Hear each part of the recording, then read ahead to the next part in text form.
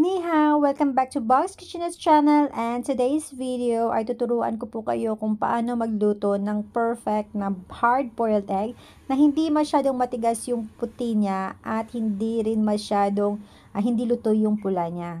So let's go! First guys, yung una, hinugasan po muna natin yung itlog kasi yung iba may mga dumi-dumi po yun. So wag masyadong konti yung tubig, wag din masyadong madami na over sa itlog, yung tama lang. So, pag kumulo na to guys, slow fire natin at ano po tayo ng 7 minutes lamang po. Mag-timer po tayo dyan for 7 minutes. Then, hahanguin po natin siya at ilagay sa malamig na tubig or yung running water lang. So, para hindi siya masyadong maluto kaagad. So, ayan lang siya guys, yung puti natin. Kung sa nakikita nyo naman, hindi siya masyadong yung matigas. So, ayan guys. So, beautiful. See?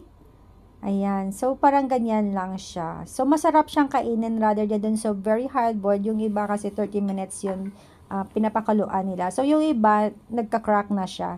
So, ganyan lang yung pagluto guys. Nilagay ko pala yun sa curry. So, ito na siya. Nag-rice topping ako kanina and that's for today. Thank you for watching. Bye!